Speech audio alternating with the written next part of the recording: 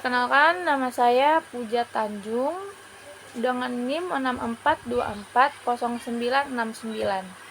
Kelas 64 2A06 Kampus Bina Sarana Informatika Kalimalang. Di sini saya akan melakukan analisis bahasa pidato yang dibawakan oleh tokoh nasional. Mari kita saksikan video pidato Bapak Jokowi tentang anti korupsi di Hari Anti Korupsi Sedunia. Bismillahirrahmanirrahim. Assalamualaikum warahmatullahi wabarakatuh. Selamat pagi, salam sejahtera bagi kita semuanya. Om Swastiastu, Namo Buddhaya, salam kebajikan. Yang saya hormati Ketua MPR, DPR, MA, dan para pimpinan lembaga negara. Yang saya hormati para Menko, para Menteri Kabinet Indonesia Maju. Yang saya hormati Ketua KPK dan pimpinan komisioner KPK. Yang saya hormati Ketua dan anggota Dewan Pengawas KPK. Yang saya hormati para gubernur, bupati, dan wali kota yang hadir. Yang saya hormati para pegiat dan pejuang anti korupsi, hadirin yang saya muliakan. Mengembangkan budaya anti korupsi dan menumbuhkan rasa malu menikmati hasil korupsi merupakan hulu yang penting dalam pencegahan tindak pidana korupsi. Pendidikan anti korupsi harus diperluas untuk melahirkan generasi masa depan yang anti korupsi. Tetapi membangun sistem yang menutup peluang terjadinya tindak pidana korupsi juga merupakan kunci utama. Semua lembaga pemerintahan harus terus meningkatkan transparansi, meningkatkan akuntabilitas, melakukan penyederhanaan proses kerja dan proses pelayanan kepada masyarakat untuk meminimalisir peluang korupsi, sekaligus meningkatkan kualitas pelayanan kepada masyarakat. Upaya pemerintah untuk melakukan reformasi di sektor perizinan dan sektor layanan publik merupakan upaya penting untuk memperkecil peluang terjadinya korupsi. Sektor-sektor yang berkaitan langsung dengan kepentingan rakyat banyak, sektor-sektor yang mempengaruhi ekosistem berusaha terutama pada UMKM menjadi perhatian utama pemerintah. Pemerintah berusaha keras untuk melakukan reformasi struktural secara besar-besaran.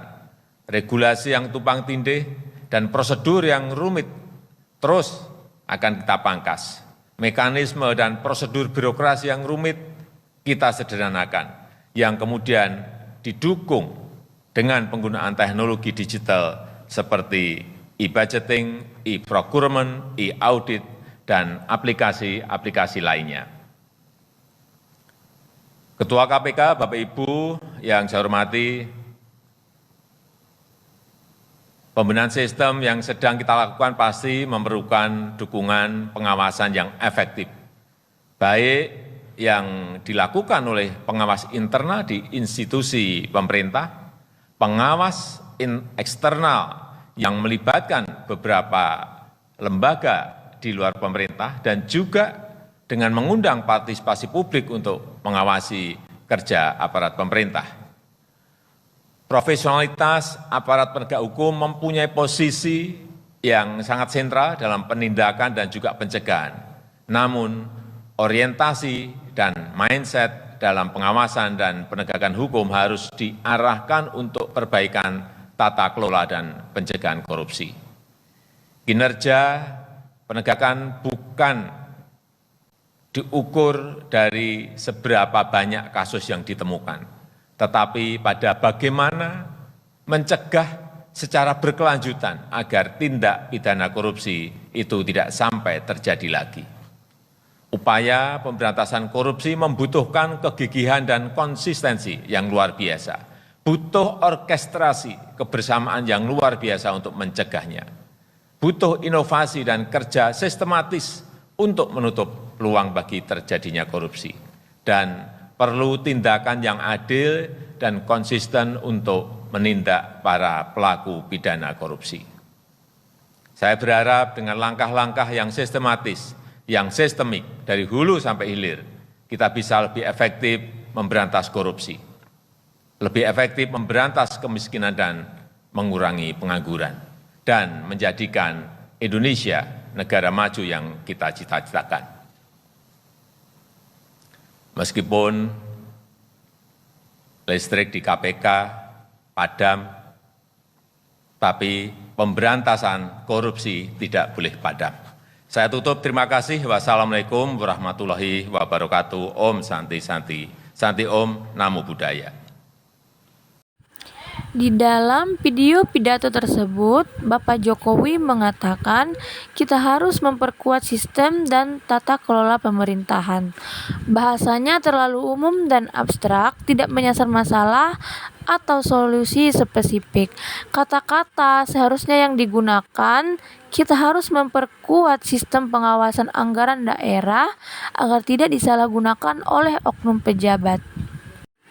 Kalimat yang kedua, upaya pemberantasan korupsi perlu terus ditingkatkan.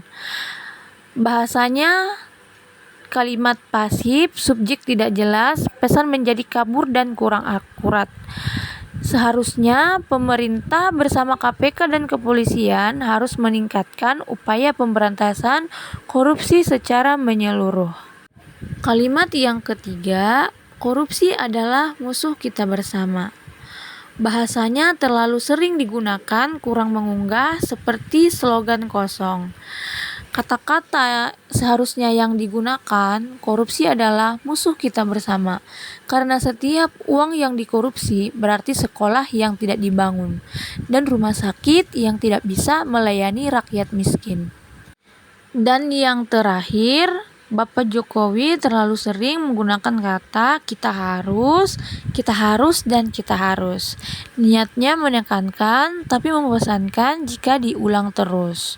Seharusnya, mari kita mulai dengan sudah saatnya kita, dan langkah penting yang harus kita ambil adalah. Sekian analisis bahasa dari saya. Mohon maaf jika ada kesalahan. Assalamualaikum warahmatullahi wabarakatuh.